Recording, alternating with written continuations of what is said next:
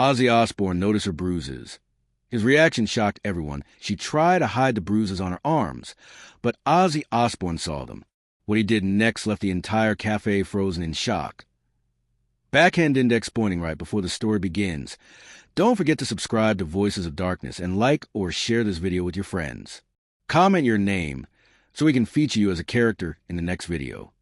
The neon signs flickered along Sunset Boulevard, casting long reflections across the puddles left by an early evening drizzle.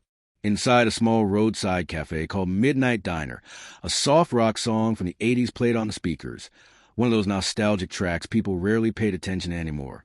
But tonight, someone very legendary was listening at the corner booth, half hidden behind the dim lights, and his familiar round glasses sat Ozzy Osbourne.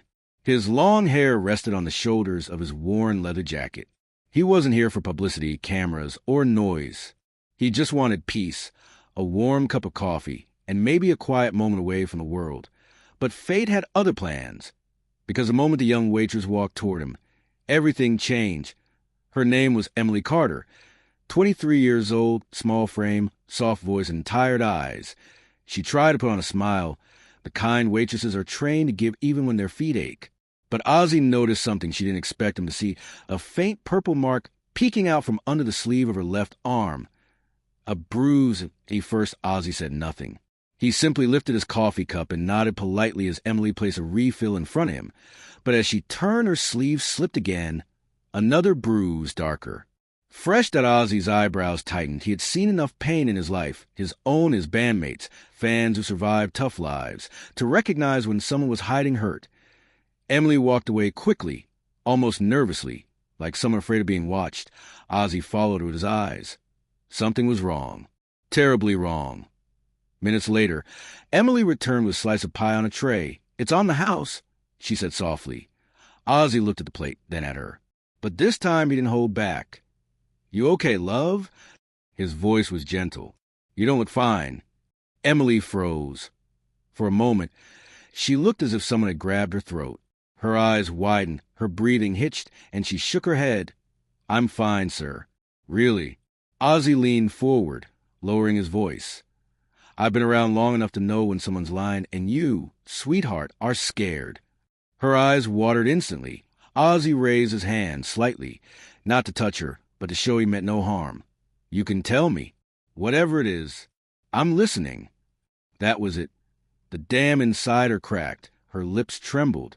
Tears filled her eyes.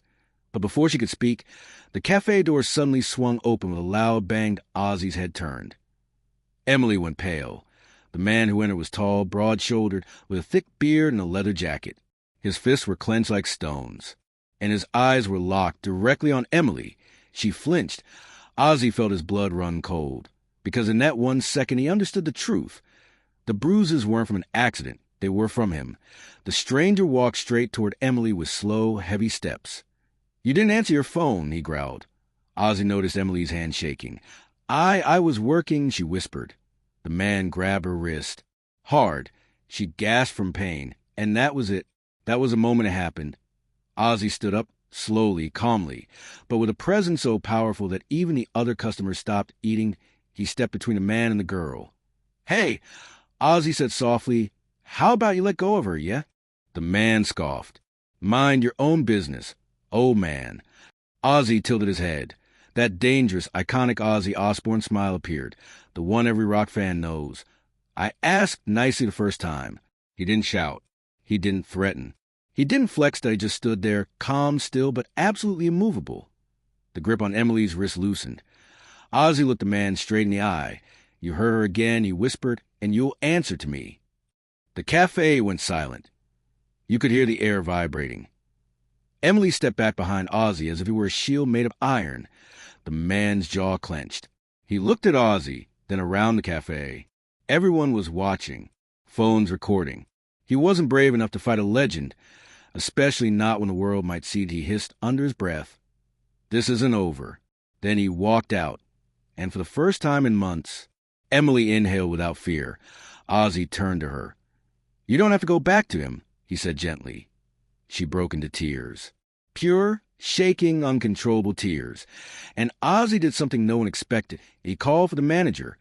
paid Emily's entire shift wages plus a tip, so big the manager nearly fainted, then walked Emily all the way outside and waited with her until a women's support group arrived to take her in safely. Every customer watched through the windows. Ozzy Osbourne, the Prince of Darkness, standing under a street lamp, comforting a broken girl, like a father with NO cameras. No PR stunt, just humanity.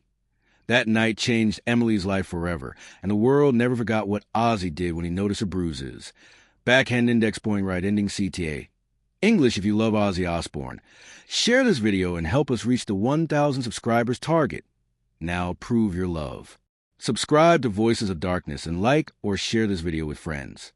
And don't forget, comment your name so we can add you as a character in the next story.